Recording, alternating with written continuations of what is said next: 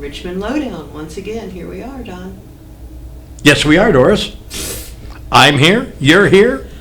We're all here. So what are we going to talk about? Today, I'm going to put a call out to the people of Indiana. This is a serious call. I want to start a super PAC, and for all of you Catholics, I want you to start going to novenas immediately because we need the help instantaneous. It's got to be this week. Prayers have to be offered. We have to get some money into this. Please, in the name of God, start praying that Donald Trump picks Mike Pence.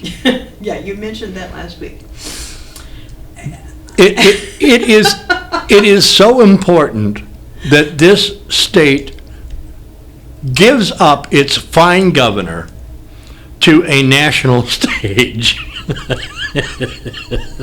You know, he might make the perfect vice president. Yes, invisible. Invisible, totally submissive. Yeah, but the nice thing about it is that he's bent not over grabbing his ankle. I didn't say that. I did not say that. And you know, Trump's not going to give him any Vaseline either. So Ooh, you always have to talk me, Don. Don't even get into an outdo contest. But I mean, what's nice about this, Mike, is that he'll finally be in a position that he's really suited for. He will have nothing to do and no power, and he'll look pretty. Yeah, but well, I don't think he looks pretty. But he will. That's the whole job. His mouth is always open, and I always expect the drool to be coming out. But it's the job, you know. Yeah, we have, ladies and gentlemen, the President of the United States. Okay. Oh, and what's his name? But he's one heartbeat away from the presidency.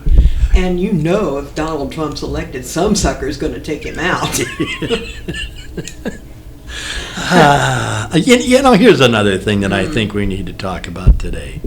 And it's really on, you know, for all of you under the age of 40 who think that this is the worst of times, who, you know, and I'm with you.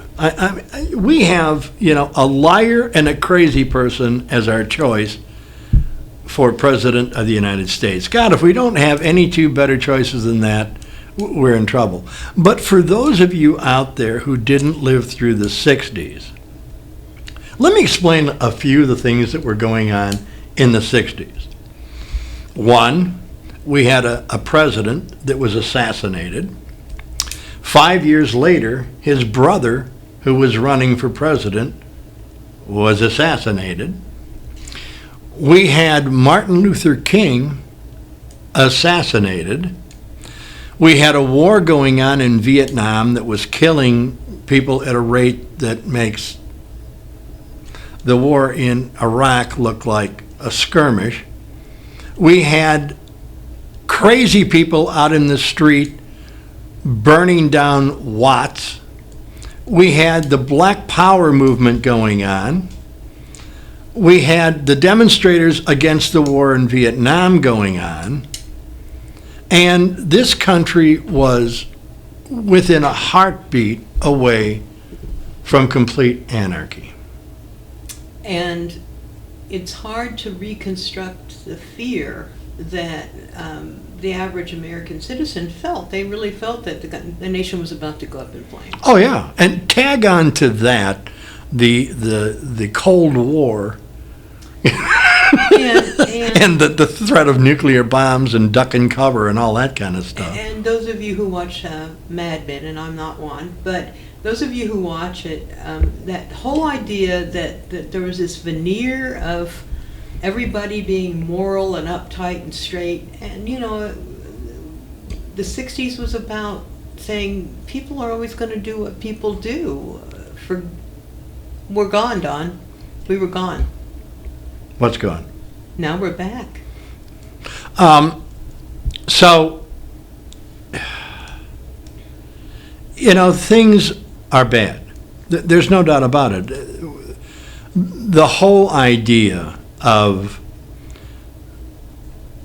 Rudy Giuliani getting on television over the weekend and saying that the black Lives Matter movement is racist.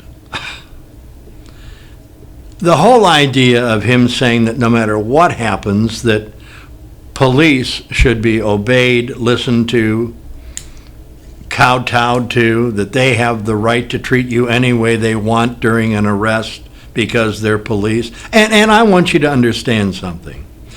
If we didn't have police, we would have anarchy. But like any other segment of our society, there are good cops. And there are bad cops. And unfortunately, what happens is that the bad cops somehow become all cops. Yeah. You know, we were having a discussion about the Dallas police chief. And good guy. Yeah, and he actually, in the news, I read that he actually had let go of 70 officers and that the incidence of excessive force in Dallas had just plummeted. I mean, so this must be a real personal blow to him. Over the weekend, I thought to myself, as a white person, and I really had to think about this, and I mean, take the time, not just to blow it off, just to really think about, would I feel threatened if a black police officer pulled me over? You know, I actually thought about that too, and I would not. No, either would I. In fact, I've had, a black state policeman pull me over one time, and I didn't think that I was going to lose my life. And as it turned out, the whole thing was about, you have the tags on the license plate, and there's that little sticker you put on. Mm-hmm. I had put it on the wrong side of the thing, and he wanted to tell me that I had done that. Mm-hmm. This is on the Borman Expressway as traffic is flying by at 90 miles an hour. But, I thought, did he hassle me? No. Did I expect he was going to shoot me? No. That never entered my mind. But that isn't the case if you're black. Or poor. Or Hispanic. Well, they had a guy on the news this morning talking about he had 2 sons that he was raising, and one of them was black. Mm-hmm. And his driver ed training mm-hmm. included for the black kid, here's what you need to watch out for if you're stopped by a white cop. Keep your hands on the steering wheel. Don't do this. Don't say that. Don't talk back. Yes, sir. No, sir. All the things that he had to do. And this guy that was telling the story said that his wife actually took it one step further and said, when my white son left and got in the car, I knew he was going to come home. I didn't always know that about my black son. Well, and that's the, on the internet from a variety of news sources. Yesterday they were talking about how Philando Castile had been stopped 52 times in the last 14 years. Elijah Cummings, who was a senator, I think from Maryland, who is 66 years old, right, announced over the weekend that he had been stopped by the police probably 2,000 times in his life. And you know what you see also on the internet is there's now this huge kind of battle on Facebook and Twitter and stuff about whether Philando Castile was this shining exemplar in the community or whether he was a bad guy. I mean, there's stuff about whether he had a permit to carry the gun or not. Yesterday, all the news, all the Facebook and social media were full of, no, he didn't have a permit. Well, then it came out, yeah, he did have a permit. But it wasn't a good permit. It wasn't a good permit. Because only white people have good permits. Right. And you can say, well, where there's smoke, there's fire. If he was stopped 52 times, he must have been, doing something wrong. Maybe, maybe not. I tend to think that there is a thing called profiling. And let's just look at what it really is. Oh, if you're a white cop, you are more fearful pulling over a black young man Right. because in your mind you have watched the news over and over and over and over and over ad nauseum about the first. I come from Chicago, and believe me, the first 15 minutes of the news, they might as well just call it the Black Crime Report. That's all you see.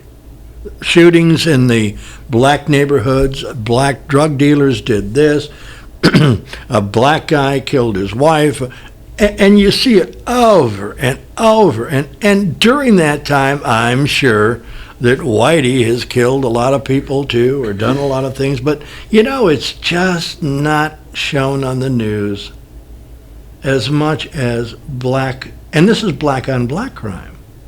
Well, I would like to invite people to kind of think back to when you were teenagers, and all three of my children, especially my daughter and my older son, talked about when they were teenagers and went into stores, and how some stores they felt very uncomfortable, like they were being constantly watched, like they were going to, shoplift, and then when they got older, of course, that went away for them.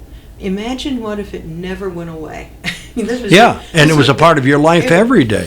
Forever and ever. I am totally aware that as an older white woman who dresses middle class, it's like I'm cloaked in righteousness when I go into situations. Exactly. I know that. You can actually feel it.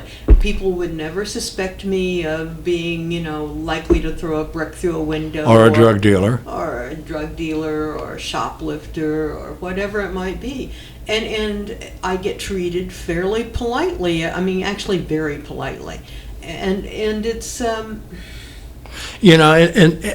this thing of fear, because on the other side of the coin of the cop being afraid of the black youth or black men in general, there is a fear of black people of white policemen.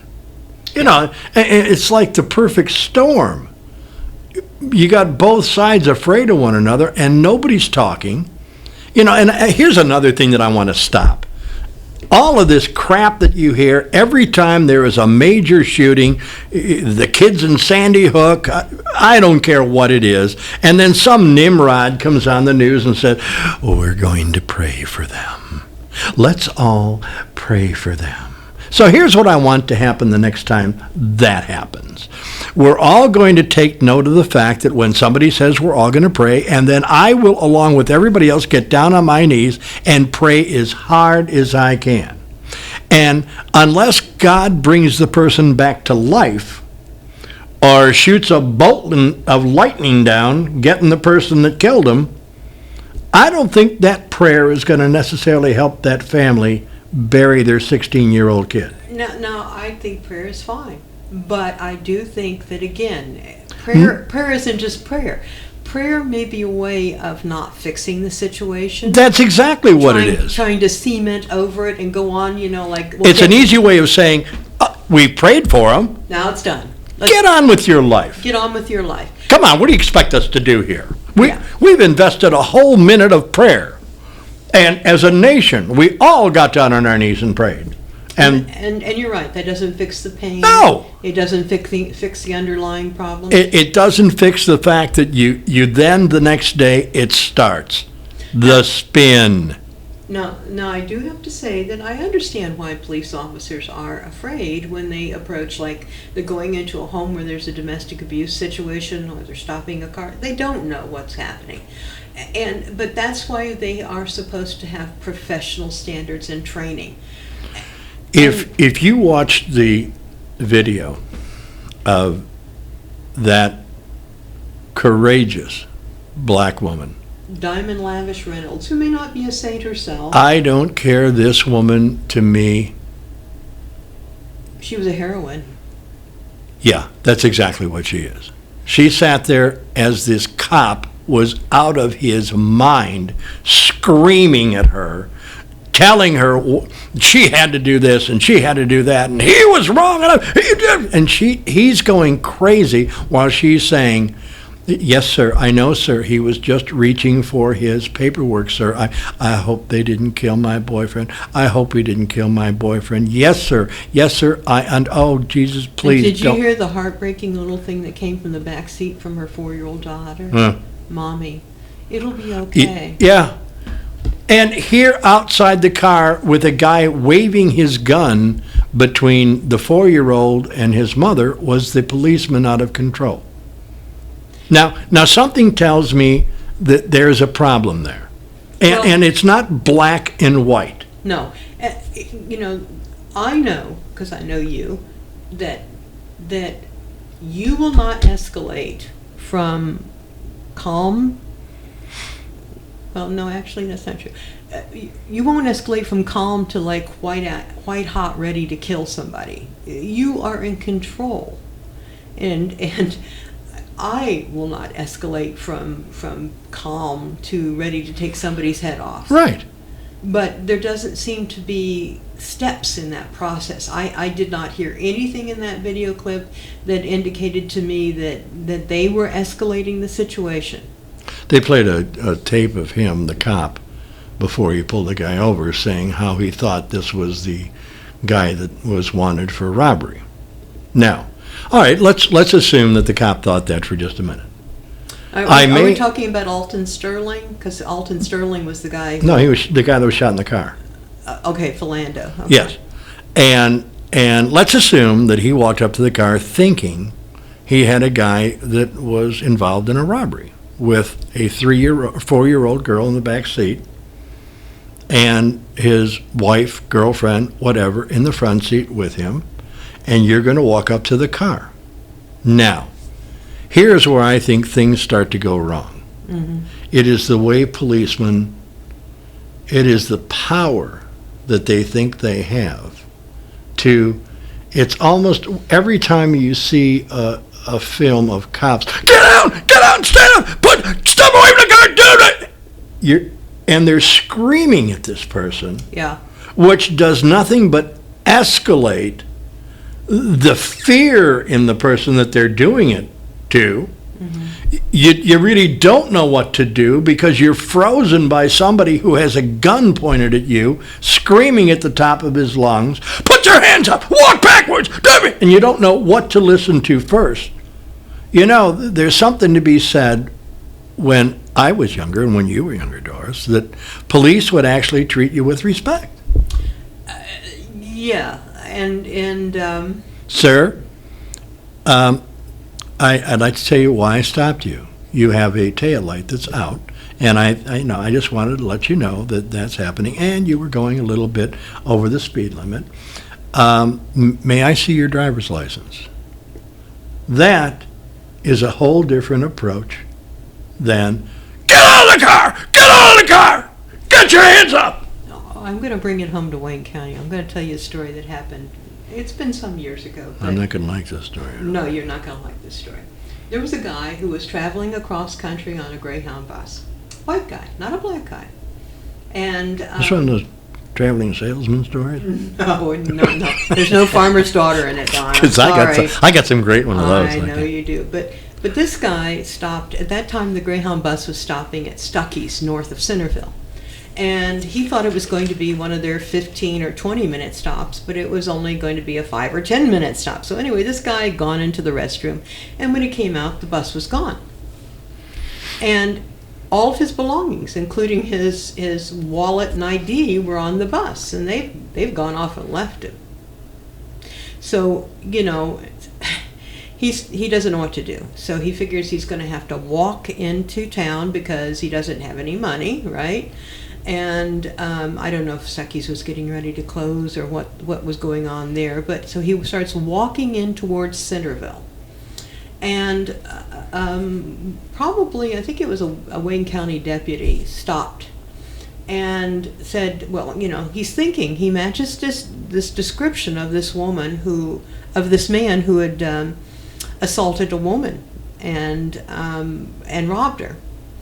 And so they ask him for his ID, and he tries to explain it to him, and they arrest him. So far I don't think the story's bad. So they take him into the sheriff's department, which is in Richmond, and they call this woman up and they have her come in and do the lineup kind of thing. And she says, no, that's not the man. It's not anything like I described to you. So you would think at that point that Wayne County would let the guy go. No. They kept him. And I'm not talking for one day or several days. They actually kept him for several weeks based on the fact that he didn't have his ID. Now, the guy, when he finally got out of jail, he came into the library and he was rightly angry. See, here's how many times have you seen a show on cable, and they have them all the time about criminals and what goes on, where this poor black guy has been sitting in prison for 20 years because he was ID'd by the woman who had been raped and assaulted, and she was one of several that have been raped and assaulted, and this guy was sent away on the flimsiest of evidence, by the way, with nothing incriminating being found of this guy, other than one of the witnesses said that he was the guy that did it, and two others had said, nah, he really wasn't the guy. And this poor black guy goes to prison because they give him a public defender who does nothing. Who does no. Here, take the plea, and he decides not to actually fight for the fact that he was innocent, and actually goes through a trial and gets railroaded. Evidence that gets put into the case, his lawyer knows nothing about. They don't know where they got it. Other evidence that should have been there is missing. All of this stuff happens, and you begin to see the district attorney and the police putting together, let's announce that we have the criminal, and then we'll build the case around him. And they do. And after 20 years, DNA comes back, and they finally find out that this guy was not the guy that did it to begin with, and that the evidence that had been fabricated or somehow controlled by the district attorney's office had sent this guy unfairly, unjustly to prison. And the guy gets out of prison, and obviously he's happy to be out of prison. But here's my question. When does the DA go to jail for doing stuff like that? What are the consequences for fabricating a case? Well, it's interesting you brought that up. There are a lot of rather famous cases, including the Memphis Three, in which, once after 18 some years in prison or whatever it was, they actually offered them what's called an Alford plea, which means I'm saying I'm guilty for the purposes of getting out, but I'm not. Right. I'm not guilty. Right. And out of the three, two wanted to accept it and finally get on with their lives, and the third one didn't. Right.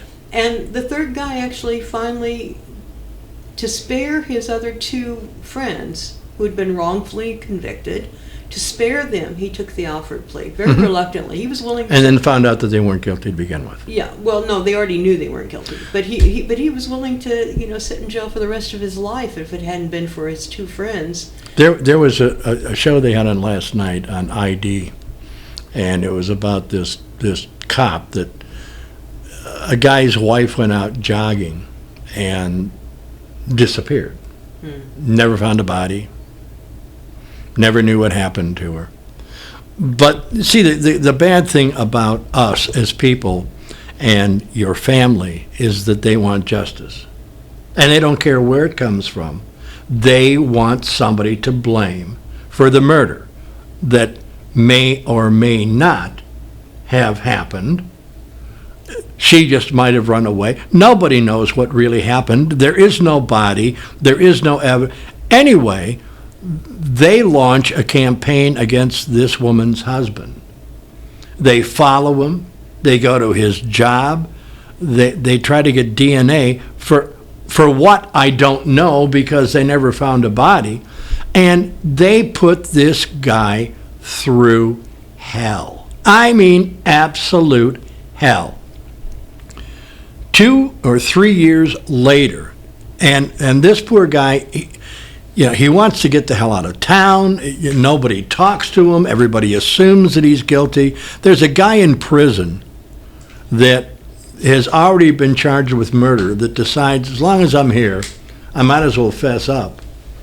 Who fesses up to the fact that he actually did abduct this woman and killed her, and showed exactly where the body was, and they found it, and they had the cop on, and this SOB, the guy who's on the show says to him, so for all this time you were going after the husband and destroying this man's reputation and his name and whatnot. He said, yeah, but the good thing is we finally solved the case and proved that he was innocent. Well, Holy Christ. We watch movies and television and we see what's forensically possible. But the truth of the matter is the justice system and cops, they're part of kind of like a factory. And they have a constant additional caseload. Now, I'm not intimating that many of them aren't great guys and women and don't do their jobs. I'm simply saying that the pressure of the sheer volume of number of cases that are thrown at cops and prosecutors can be overwhelming. And there are not the resources that they do not throw at every case all the resources that are possible. They can't. Well, they don't have the money. Let's look at marijuana, just as an example. Oh boy. What? Our state, who is run by Pence for VP. Pence for VP. Keep thinking that. Pence for VP. Who is, his biggest single contributor is the for-profit prison people. Yeah, that's another problem. Has moved the minimum for possession from a gram to a half a gram to a quarter gram. I think it's now, if you have a seed, they can throw you into jail for that. And if the seed dropped into your pant cuff while you were walking along Indiana highways, where doesn't it matter. Wild, it's a seed. Yeah, it's a seed. And if you're a white guy, you're not going to be picked up for that thing in your cuff. But if you're a black guy, they're going to take all your clothes until they find that seed. Anyway, so we keep on passing laws that every time you pass a law and say something is illegal, yesterday it used to be illegal. But now we've changed that. It's illegal. It's like the IRS. Every year they come out and they pass more laws stating that this is the way you have to fill out this form that nobody understands. And they say it is your job to find out what these changes are. We're not going to tell you. But if you don't, you're going to jail. It's almost as though you're set up to lose all the time. And so the reason that we have courts that are completely overrun and overcrowded and jammed with stuff is because we need more people to put in jail. Because industry, they're the job creators. So if you've got that cooked into the cake, you better expect the results you're going to get. Yeah, there's not much of no impetus to decrease prison population when you have prisons for profit. Exactly. The more the merrier. And the more money they're going to make, the more money that they can now give to candidates. Amen. End of story. Yeah. And here I was going to give you such an optimistic note and say things aren't as bad as they were in the 60s. Maybe they're even worse. Because, all of this is an undercurrent of anger in this country. And people are angry and frustrated and fed up. Well, I was sent by a friend statistics about the homicide rate going down. And somehow that was to disprove that people of color in our country, people who are poor, do not experience law enforcement the same way those of us who are white and middle class do. Okay. And that has nothing to do with it. Just let me, on that note, yeah, Donald Trump announced yesterday that he is the law and order candidate. And he is going to I'm getting flashbacks. He is going to dispense this law and order with great compassion. God, that ought to scare everybody. Yeah, I love what you said in your email about how he's going to deport He's gonna Hispanics with compassion. Yeah, and get rid of all the Muslims with compassion. Yeah, we got to take care of those two immediately. What does that even mean, Don? What does that mean? It means they're going to give you a hearty hand clasp as they're throwing you out of the country. They're going to say, "Have a nice day" when they kick you out. Have a nice day.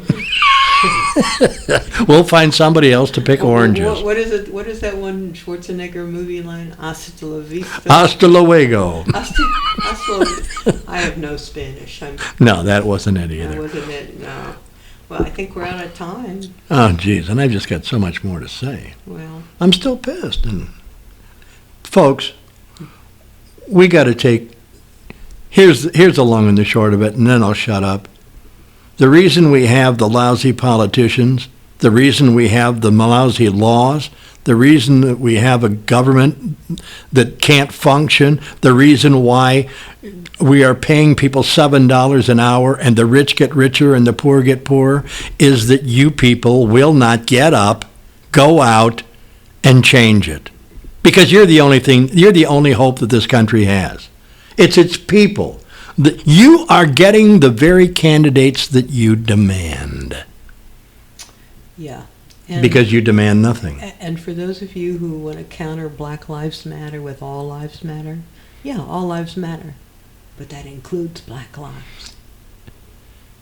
Have a nice day and play nice with all the other kids.